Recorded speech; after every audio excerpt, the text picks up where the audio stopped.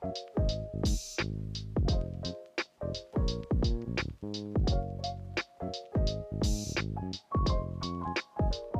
y'all, what's going on? My name is Lyss Houde. I am the host of Chel Chit Chat as always, and today for this episode we are going to be talking about how to take it to the next level as an athlete with former NCAA goaltender Logan Andrews. Logan has a really cool story about how her passion and aptitude for the sport of hockey kind of grew and ended up leading to an NCAA post-secondary career in hockey. And she has a ton of great insight on what successful developmental years looks like for high-performance athletes and what the introduction of the Professional Women's Hockey League, the PWHL, has done for female hockey in college. This episode was tons of fun. Logan is a very successful multisport athlete who can kind of share with us what goes on under the hood in college hockey. And in this episode, she talks about what it actually takes to get there and succeed at that level.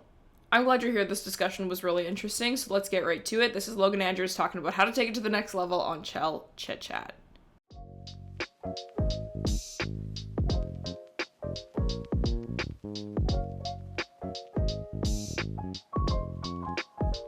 Alright, welcome back to Chel Chit Chat, everyone. I'm Lyss, as always, and today, for this episode, I'm going to be joined by Logan Andrews, who's going to be chatting about all things kind of hockey player development, going to college for hockey, what that kind of looks like, and the athlete side of the sport. So I'm super excited about this one. Logan, how's it going?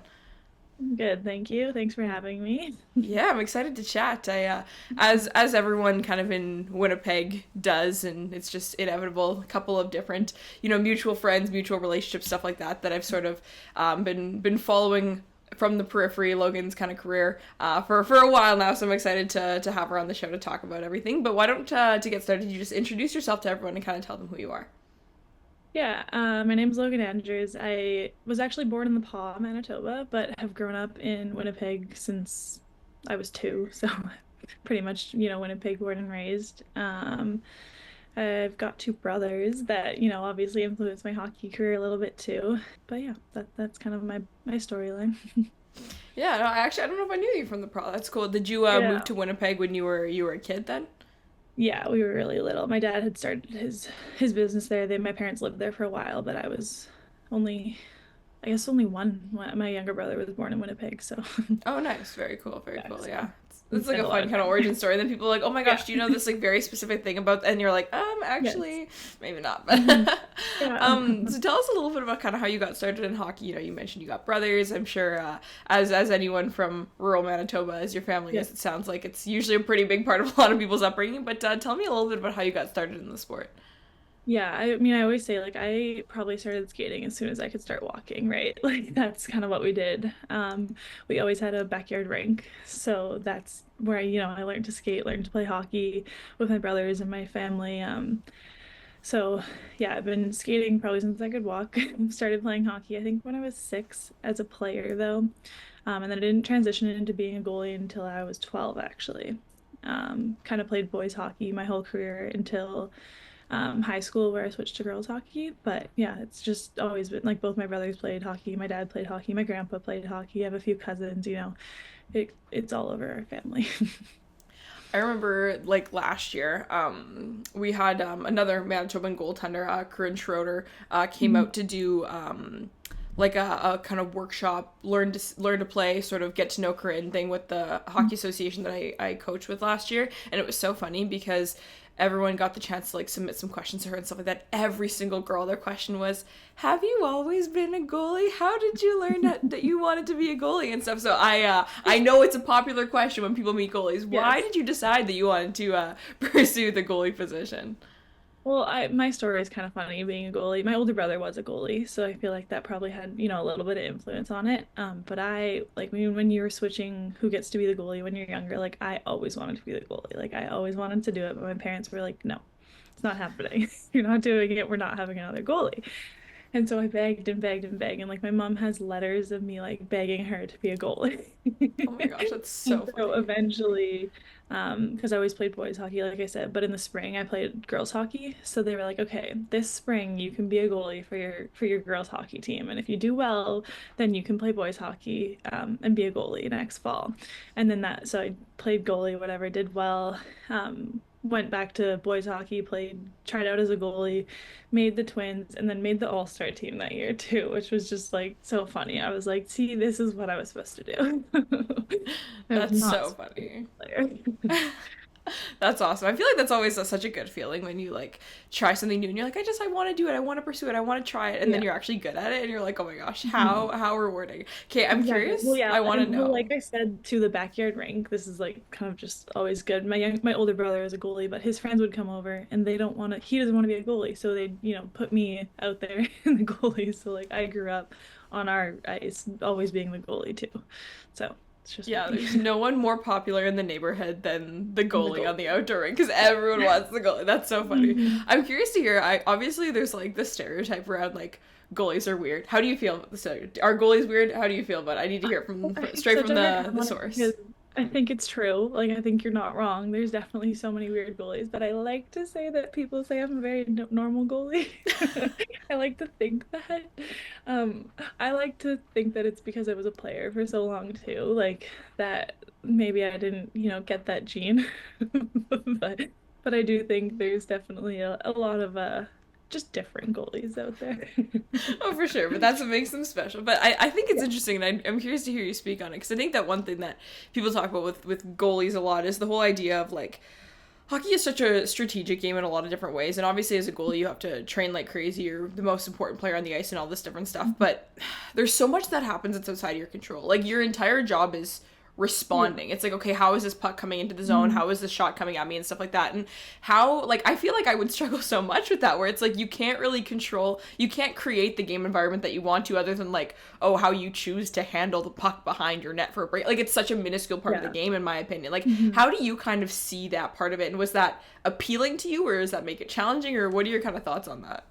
I think that kind of makes it fun, right? Like you're not necessarily out there dictating the game. Like obviously, you're playing well, whatever. You're kind of dictating the game how it goes, but like you can't control what's going to happen to you.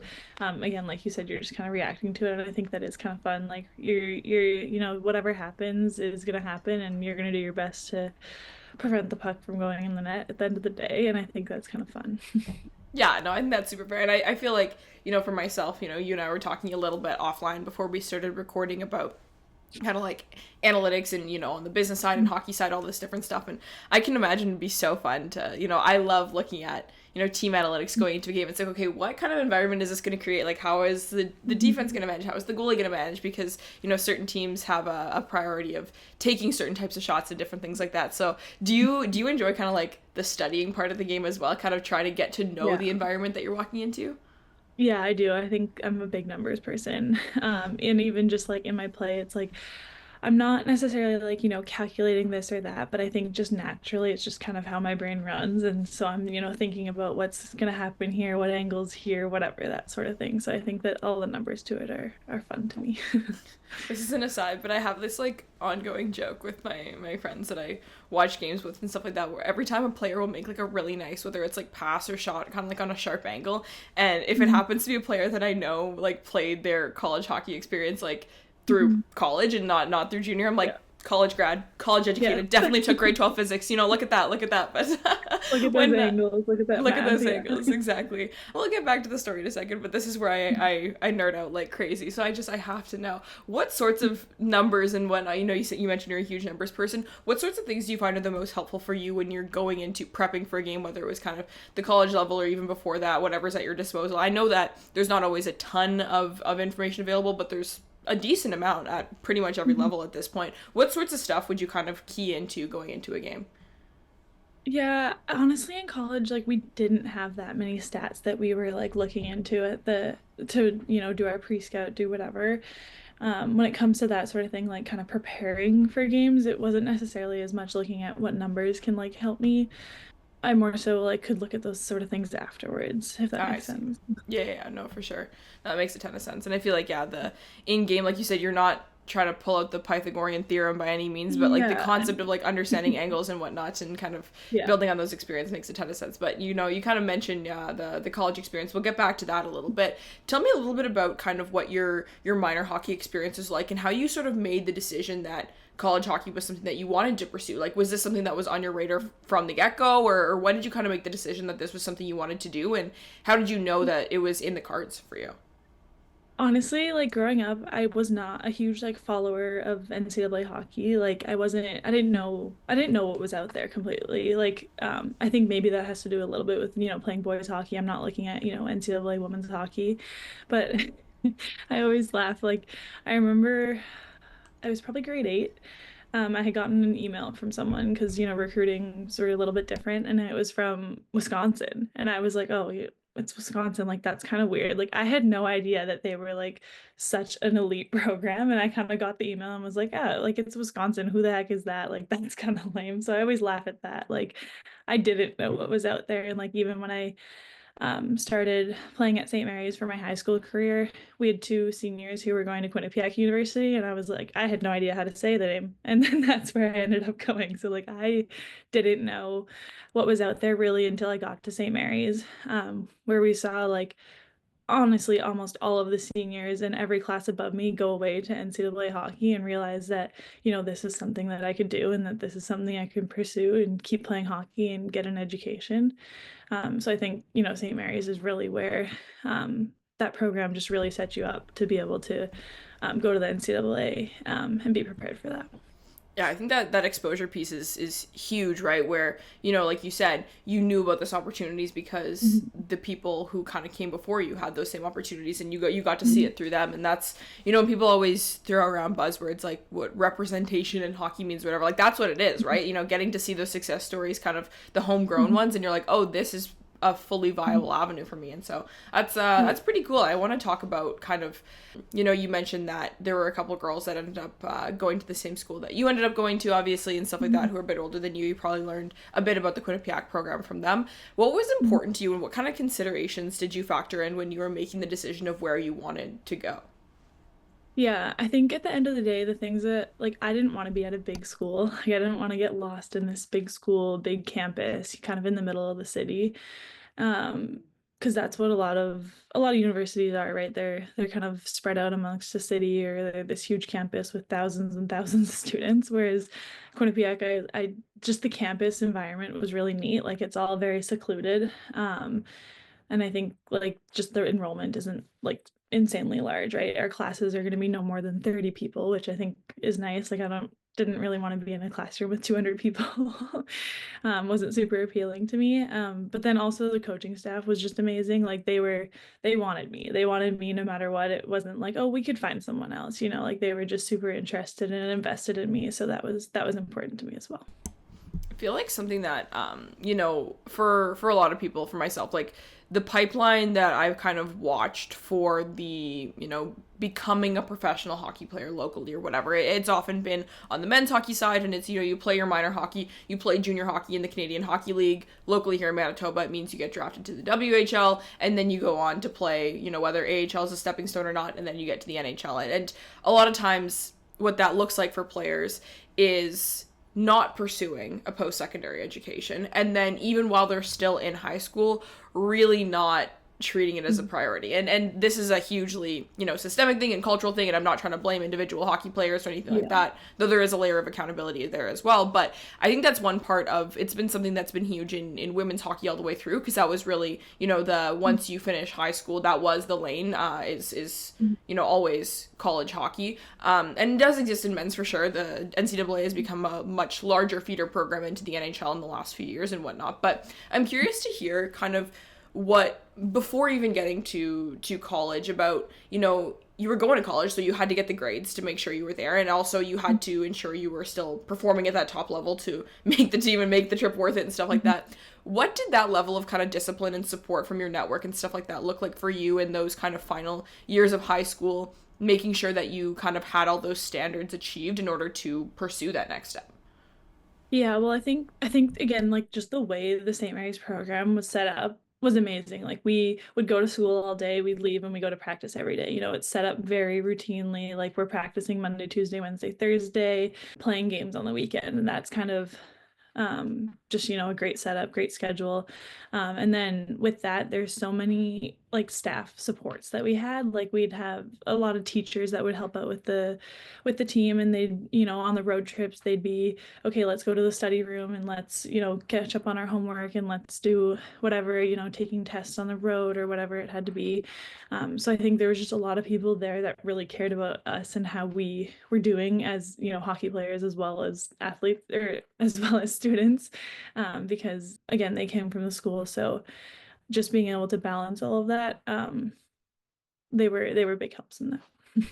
Was one of those kind of parts of it harder for you than the other? Like, was it harder to, get the grades and stay engaged in school and stuff like that? Or was it harder, obviously, based on kind of what you shared with me, it sounds like school's always been, and academics have been a pretty important part of your life, and, you have interest in that area and stuff, and it wasn't just college was a means to an end to just get to play hockey and stuff. But did you find that part kind of focusing in on that, or making sure you were, staying disciplined with your eating and training regimens and all that different stuff? Was one of those harder than the other, or did it just become like fully integrated in your life that it was all, manageable and difficult at the same time? Yeah, I think I'd lean more towards saying it was all pretty integrated, right? I think academics is something that like has like I've always done well at.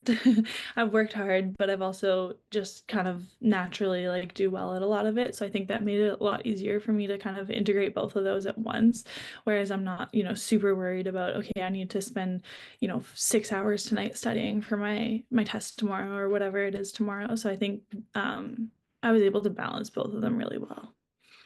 Yeah, it's good. I feel like that's kind of the dream, right? Is that it's not like you're Yeah. compartmentalizing to the degree where it's like you put on this hat for this hour and then that hat for that hour and everything. When it's just your life is all the different parts, I feel like it makes it feel more holistic and stuff like that. And so I want to shift now to talking about that college kind of experience, and what was it like kind of going down? I know you mentioned that it was a priority for you to not go somewhere like, one of those massive, huge, largest population schools in the US or anything like that. I feel like anyone who is born and raised in Winnipeg and Manitoba as a whole, like, that would be such an insane culture shock to just like up and move to like even Toronto or New York. It's like, oh my gosh, like the craziness of like the dense people where you can walk outside in Winnipeg sometimes and not see a single person or anything. But was it a natural shift for you kind of going down moving to Connecticut for school and everything like that? Or was there any part of it that was like kind of jarring, or did it feel like a natural, easy progression for you?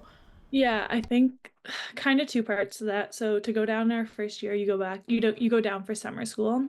So not everyone's on campus. You're not like actually going to classes. We were just taking a course online, because the international students couldn't go for the full like 5 week summer session because your visa doesn't start yet. So we kind of jumped in 2 weeks late. There was four of us Canadians that were freshmen. So we all got there, 2 weeks into when everyone else had been there in the training and everything. So summer school honestly was hard. It was a culture shock. It was a lot. There was no dining hall either, right? So we're cooking for ourselves. You're doing everything for yourselves because it's just summer school. It's not like actually, in your dorms with the dining hall with your classes. So that was hard, honestly. And I was like, wow, this is so different. This is a totally different lifestyle. But then once the actual semester started, you're going to classes every day, you're practicing at the same time, you're getting your food at the dining hall, you're meeting your classmates and everything, not just the hockey team. That was a lot easier. Oh, I bet. Yeah, that's I didn't know that. That's really interesting, and I feel like it makes sense to a degree, but that would be kind of crazy where it's like you get slowly maybe a bit accustomed to this new kind of summer life, and all of a sudden fall semester hits and it's like bam, psych, everything that you thought you knew about routine not happening anymore. But I know that like every school, div 1, div 2, div 3, they're a little bit different in terms of where their emphasis is on the athletic side. Some schools it's a huge priority, others not so much. And then even within the athletics departments, there are some where certain sports take the brunt of kind of where the investment on the school side, the fan side, whatever is, and certain programs, are a bit more skewed men's and women's athletics, certain sports, different things like that. What was kind of the environment you were walking into in terms of where the interest was from the faculty support, the encouragement, the fan support, the campus support for the women's hockey program? Yeah, when you talk about, academics, right, that athletics, it was always, if you have a class, like you're not missing you're not missing class to come to practice. Like that was a rule, right? If you have to take a class that's during practice time, that's fine. Like we'll work around it. You're going to class. You're not definitely not missing class to come to practice. So that was a big emphasis for us. I think they really try to push the academics at Quinnipiac because they do really, really value the student part of the student athlete. And then whereas kind of the women's hockey program as a whole, like Quinnipiac doesn't have, a football team or something, right? So they're a hockey and a basketball school. And that's what's, valued the most, I guess you could say. So there definitely, was a lot of emphasis on the men's, but they did a really good job at kind of trying to balance it all out. Obviously there's regulations and, what they can give the men and then have to give the women. But I think that they did, a really good job. We are all using the same facilities. We have honestly, like the exact same locker room and lounge set up and everything. So I think the emphasis obviously falls more on men's hockey in the end. They're getting the fans, they're selling out or whatever they're doing. But I think they did a good job kind of equaling it out as well. That's nice. That's good. Yeah, I think that I remember when I was in high school, I had a couple of friends who they weren't exactly the most stellar academic individuals and everything, but they're pretty good sports and everything. And we used to use the term athlete students instead of student athletes because it's like, hey, that comes first kind of joke. And I think that that's definitely true. Like we've all seen like Zion Williamson's course load in his final year at Duke University and stuff like that, where it's like, it's or who is even the guy? Is it Arch Manning or some of these guys, these college football players? It's like, oh my gosh, like this is so unserious and everything. But so it's nice to hear that that's something that your school not going to fly in the Quinnipiac women's hockey team. That's awesome. No, that's so good because I think it becomes a little bit of a joke. Like it's hard for me to take that seriously when I see what some of the discussion is and discourse around some of these players and their academic side of the college experience. But I'm curious to hear, I'm sure you're so sick of talking, we're all sick of talking about this, but I'm still going to bring it up anyway, but kind of how the COVID experience changed the way that your academic and sport experience went at Quinnipiac, because I don't remember, what point did COVID hit during your time there, and what did that sort of look like, and how did that change the way, well, I'm sure it changed the way, but what did that look like for your years of eligibility? Well, so I actually, like when I went into Quinnipiac, I redshirted my freshman year. I had a hip surgery and just didn't play at all that year. So I already had a fifth year of eligibility. So COVID hit at the end of my third year officially. But because of COVID, I then also got another year. So I had 6 years. So I struggle with saying freshman, sophomore, junior year because it hit at the end of my junior year, but I stayed for 3 more years after that. So we had already lost in the playoffs, I believe, when it hit and sent everyone home. So that didn't really affect that year for us, but then the next season, there was only 4 teams who participate in the ECAC because our league plays with all the Ivy League schools. None of the Ivy League schools are participating. So we ran the ECAC, I think, with four teams in it. And I think we played only maybe 25 games that year, maybe. We played a lot of out of conference games, just, exhibition games. The season started way later because, teams were getting COVID and whatnot. So it changed the hockey quite a bit, but obviously it was, able to go back to normal per se the next year. As for academics, everyone was on campus until I think American Thanksgiving, when it kind of started getting an outbreak bad again. I think they sent everyone home until February, essentially, but athletes kind of remained on campus, so all of our classes went online, and everyone was already seeing kind of the hybrid classes. Like you'd go one day and then the other day you'd be online, so you get less people in classrooms.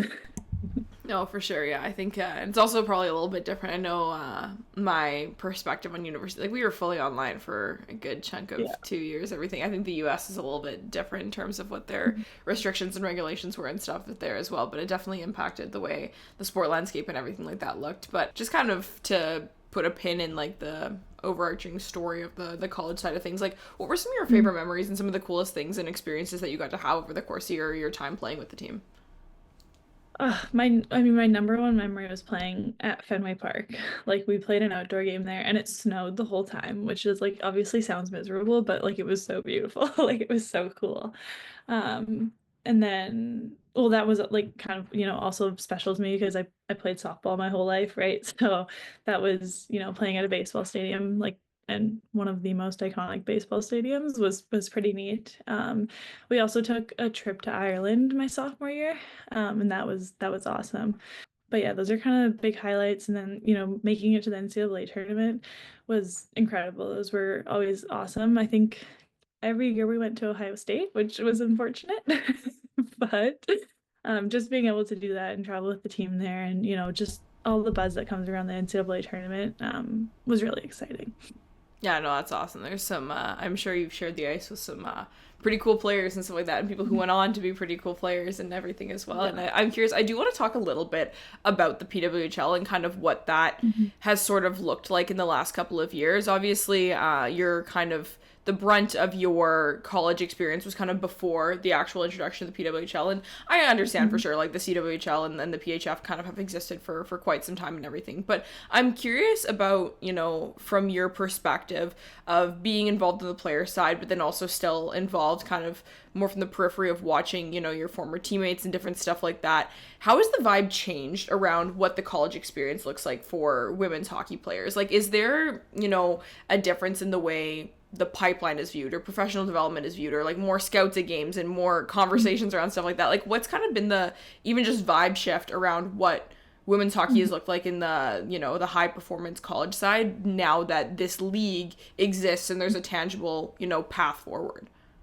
Yeah, I think that like I was only in college for 1 year of the PWHL actually existing. So I think that year it was kind of just like shock still for everyone. Like everyone's like, okay, what's happening? Is this gonna work? Is this gonna keep happening? Like I don't know how much of a shift like we necessarily saw in that year, but it was like, we could go home at night and watch a PWHL game and that was, amazing. But I don't think it was necessarily like as much like a shift in everyone's attitude, like, okay, that's where I'm gonna be next year.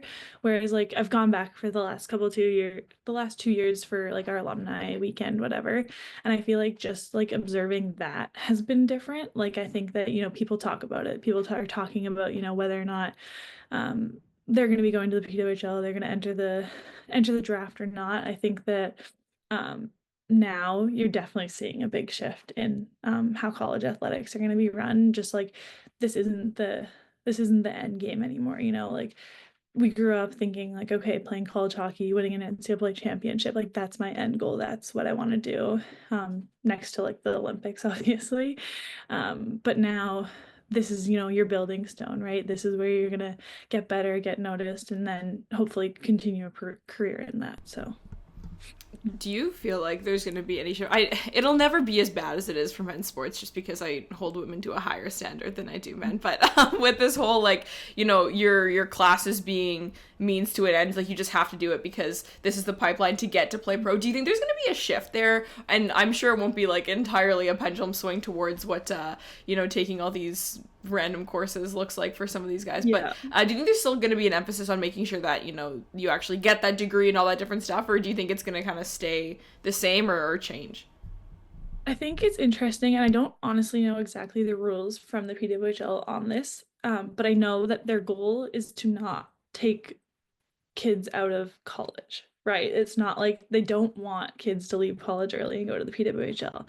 There's obviously, or I don't think there's like a age you have to be to, enter the draft because it's at the end of the day you just choose to enter it. But I know that they want the emphasis to be that you're still going to college for 4 years and getting a degree and not leaving after, a year or two and going to the PWHL.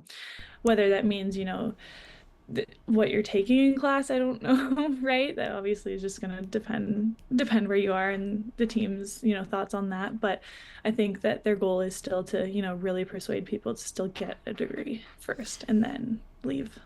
Yeah, I think that's so important, and it's so funny. Like, we're joking, all the time, like, it's an Olympic year, so people keep talking about, on the men's hockey side, for example, the Sidney Crosby versus Macklin Celebrini, and people keep, making the jokes about, Sidney Crosby is basically dust and, basically a corpse, and you're like, that man's not even really pushing 40 yet. Like, it's crazy to think about kind of how the shelf life of athletes is viewed in terms of, their productive years as an athlete, and then how much life there is to live after that. And I think that it's even funny, like, a few weeks ago, I was talking to a couple of the folks that have been involved in the creation of the Canadian Women's Soccer League here, the NSL, and Diana Matheson, who's one of the founders of the league, she keeps making the joke. She's like, "Hey, if there's anything I know about a retired Canadian women's national team hockey or soccer player, it's that she needs a job. She needs a job. Like, get involved in the teams, get involved in the league, and all that sort of stuff. Because yeah, you need a job when you're done, because you finish playing and you still have so many years of your life and income left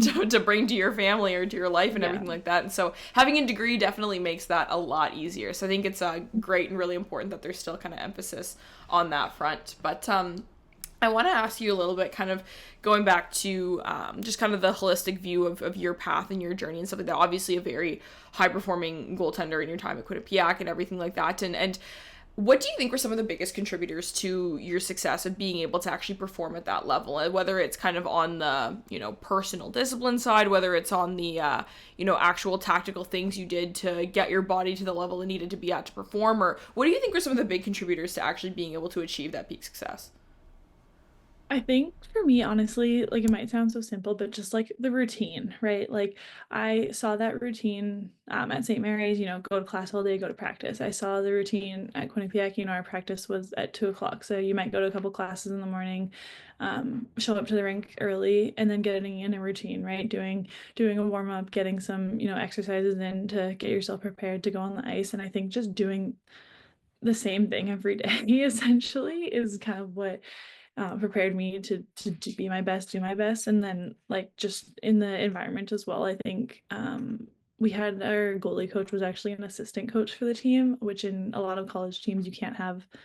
This might not be true anymore, actually. I think the rule has changed because you can have more assistant coaches, I believe, than you used to be able to. But in my time, goalie coaches had to be volunteer coaches, whereas ours was actually just doubled as an assistant coach. So she was there all the time. And I think that was really big in my development too. Yeah, that coaching and support piece I feel like has really gotten, as players have gotten higher performing over the last however long, like you find out about all these people that are on their teams, right? I make jokes about how our local AHL team on their staff has a face-off coach. I'm like, this is so unserious, but it's they need the support and the resources and the training in all these different areas in order to achieve that. So I can only imagine that that's a huge kind of contributor. You mentioned as well, kind of when you're talking about playing at Fenway Park, and there's no need to sugarcoat that. Oh, one of the most famous baseball. Come on, that is the stadium. That is the park of all time. It's that's so cool. You mentioned that you played softball, and I know that you played it pretty competitively and stuff. Something that I won't get on too much of a soapbox right now, but something that I will talk about for hours and hours and hours and hours is just this whole idea of how young athletes are specializing these days, and what it looks like in terms of long-term injuries of overuse, and the lack of well-roundedness that I think we're seeing in a lot of high performance athletes these days in terms of what their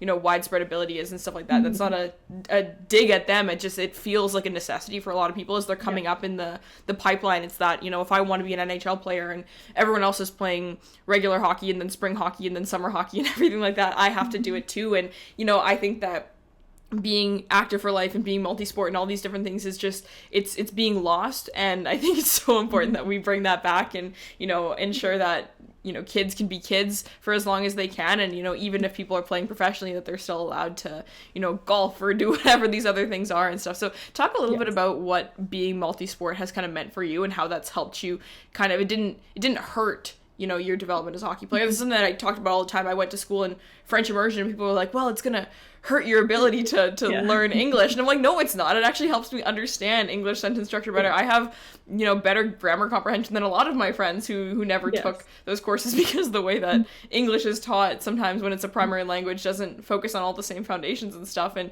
it can be a means to an end to get you to that peak, success in a specific area. So talk a little bit about what being multisport has kind of meant to you. Yeah, I think growing up, softball was kind of always my fun sport. But I was still, pretty good at softball. I was a back catcher in softball. I think maybe that also had to do with why I Girl, wanted your to knees, your poor knees. My hips is Your hips. Yes. But yes. So I think growing up, I looked forward to getting to the off season of hockey, but not, sitting around doing nothing all summer. I was getting to play softball and at a really high level and traveling. And I think it was fun to get those two different like team aspects with a hockey team and then a softball team and have my friends from both. And just being able to get that variety like growing up was really good. And then come high school, kind of the same thing. Still played spring hockey, but throughout the summer it wasn't just hockey, hockey, hockey. Like you do need a break. And like even college hockey, professional hockey, like those players take a break. But when you're growing up, that's just not talked about, right? It's hockey all the time, 12 months of the year. Every day is what most people would like you to do. But then in college, I obviously stopped playing softball. My first 4 years, I didn't play softball at all. But then my fifth and sixth year, the softball coach had actually reached out and asked if I wanted to play softball. And I was kind of like, when she first called her, I think she called my hockey coach, and then my hockey coach called me, and I like laughed. I was like, what? Like, are we serious? Like, I know my freshman year, like I said, I redshirted and I had talked about possibly playing softball. Like, it was something we looked into in the whole recruiting process of colleges, if they have a softball team or if that's something that like would be realistic for me. But hockey was my end goal. Softball was going to be something that, maybe I could also do. But I think that then we just, talked with my hockey coach, decided if it would be a good idea or not for me to do that. And I think it was one of the best things that I did in my college career for me and my sake. Like, obviously, going to the same university, playing for the same team for 6 years is a long time. And so, like, you're with that team from August to May, and then you come back either like, June, July, whatever it is. So instead of me, being with the hockey team through the whole spring season, so like from March to May, I guess, just I then went and played softball. So I didn't touch, the sport of softball throughout the winter because the softball coach knew too. Like I was here to play hockey, and that just getting to play softball was just kind of an extra bonus. They loved the hockey program just because it has been so successful and just the culture of the program.